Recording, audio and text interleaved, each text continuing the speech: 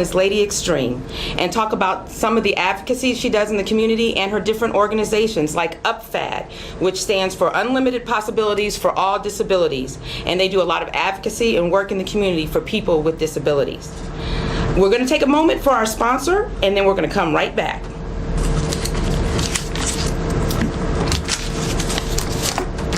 Royal Property Enterprises, LLC.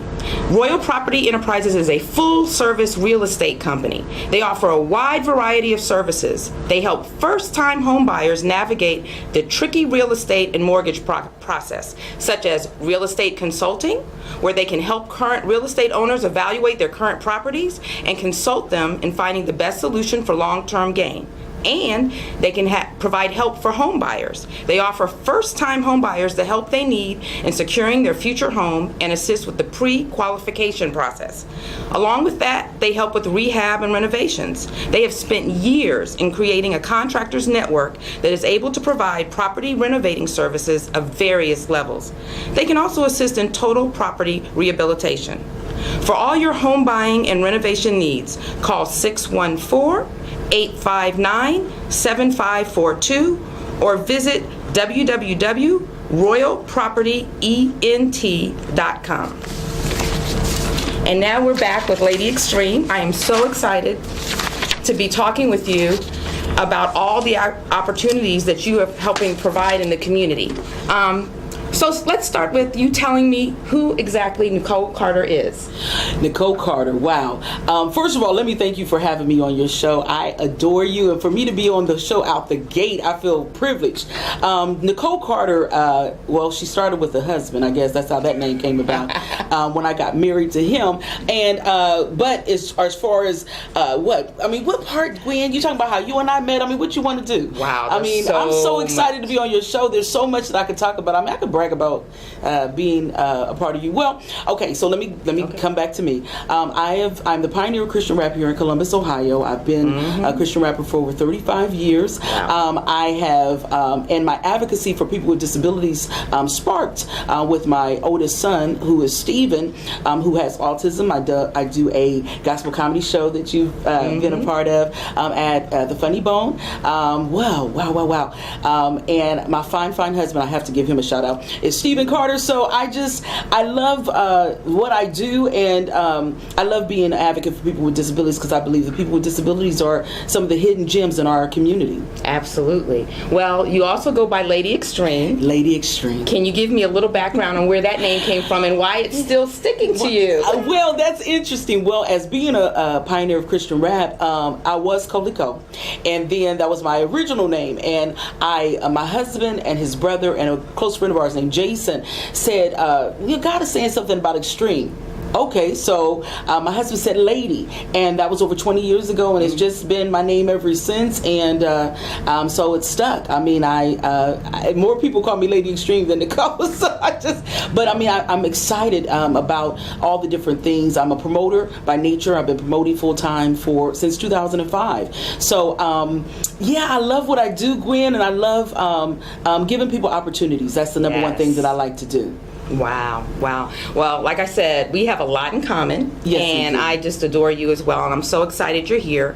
And one of our connections was we both have sons with autism. Yes, ma'am. And you're one of the people that I was inspired by to just live out loud with it and try to get information across. I always like to ask people, what triggered you doing that, living out loud, because as you know, in our community, we oftentimes shroud ourselves. There's some shame and there's some concern. And I found out personally, by living out loud, I get the help I need. Absolutely. So what motivated you or inspired you to live out loud and go into the community and help others as well? You know, really, when I found out my son, I noticed that he was not catching up when he was about 2. And it was a blessing because I was able to be a at-home mom. And I started looking into resources and things of that nature, and family members were saying, oh, well, don't worry about it. Oh, just whoop him if he's not doing what you say. Right. And it was and I started really researching, and I was able to take a lot of information I got from Columbus Speech and Hearing, and because I was, the reason why I wanted to live out loud, especially with my son, is I say my son gave me my purpose. Initially, when I was doing what I was doing, I did it because it was a great thing to do, but my son gave me the purpose behind what I'm doing. So I decided that how many people, especially when I saw the numbers about people with autism, and I said how many, and then I found out nationwide 1 out of every 5 people have a type of disability. And when I saw that, I said, you know what, there has to be a boldness that has to come forth. And I just started, the momentum started from there. I started getting very bold, started taking my son in public. I started talking about it more and more and more. And I think that a lot of times we have to stop being ashamed of our children and really showcase the unique giftedness in them, and find that unique spark to encourage others to be able to do the same thing with their children. So that's how it got sparked. Absolutely. I agree with you 100%. You know that my story is somewhat similar. One of the things, my son's a little bit older than yours. He just turned 23.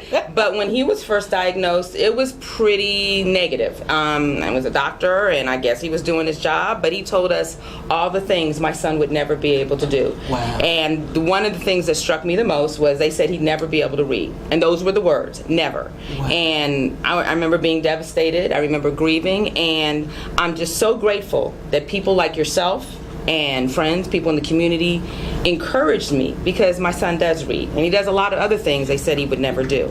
And I feel so fortunate, and it breaks my heart to think about that there may be millions of people who have been told these negative things. And it's not that there aren't struggles, and there aren't things that my son has to work at, but I mean, think of all the loss if people just accept that and they don't have the encouragement and the support.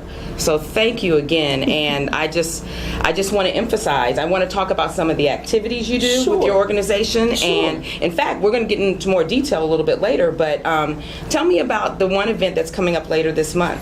Oh, so yay! Okay, so Gwen didn't tell you that her son actually is a mentor to my son. My son is 11 years younger, and we have an event that we've been doing. We're in our 3rd year. It's called the All Disabilities Festival, and Blue Spectrum has been a part of that for the past 3 years. Basically, what I recognized and realized that I wanted to build a community of people around my son, and in doing that, I created the All Disabilities Festival in partnership with the Columbus Gospel Fest. So the All Disabilities Festival starts, actually it's July 28th, so it's in a few weeks, and the start time, the walk starts at 9 a.m. and all the talent starts at 12 noon. So we're in partnership with COSI, CareSource, Kids Link. Oh, there's so many people, Latido, there's so many people that came on board to really make this happen. And really, Gwen, I'm going to give you a shout out right now, because you helped me walk through a lot of things that I was walking through, because when I met you, my son was 5. And I would tell you some of the things that I was going through and you wasn't impressed. You said, you said your son is more further along, and you have been one of my biggest encouragers. So another reason why I live out loud is because you took me by the hand and you guided me along the way, and you gave me resources that you had access to, because your son is 11 years older than mine. And I just really want to be thankful to you. So people who are out there and you're listening, listen, it's a community of people that it takes to do this thing. And so I'm just excited that we're taking the initiative. I mean, you're on the radio. I mean, come on. I know. You know, you're taking the initiative, so it's amazing. So yes, ma'am. Let's okay. Yeah, so that's what I got coming up. Well, okay, we're going to talk more about that, because that's exciting. It's at Genoa Park, right behind COSI, right? Absolutely. COSI is in partnership right behind COSI at Genoa Park, July 28th, downtown Columbus. July 28th, that's Saturday. Yes, wow. it is. And where can they go to find out more information? They can go to www.upfad.org, which is upfad.org. That's cool.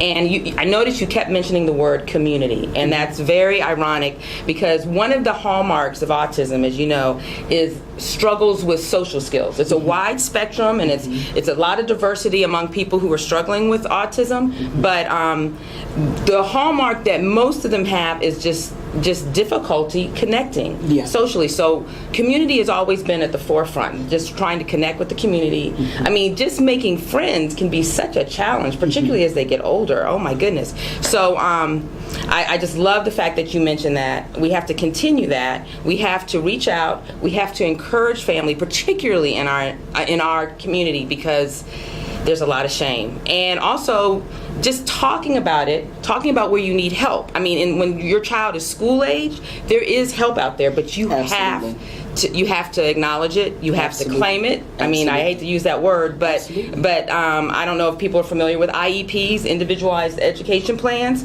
That's controlled by law. That you have that by law, that if your child has a special need or even a gift, I didn't know this until recently, that the school is required to provide an appropriate education. So, and a lot of times in our community, our kids, if they have an issue, they're labeled as a behavior problem or something like that, and it may be something very, very different. But if we don't take the helm and we don't ask for that, and I know I'm harping on that, but it's such a big issue. But see, here's the thing: you're not harping.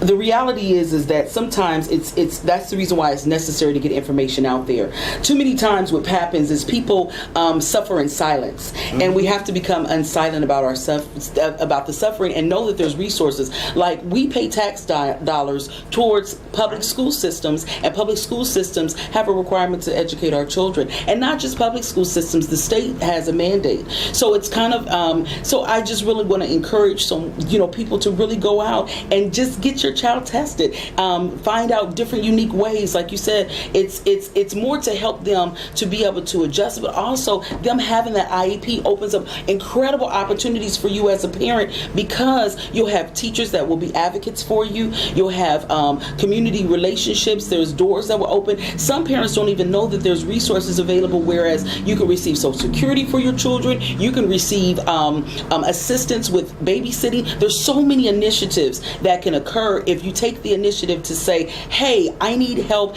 or can you just test? You can test your child and not necessarily, some people think it's a labeling component, but what happens if that label component can excel them to the place that they need to be, then wouldn't you go for it?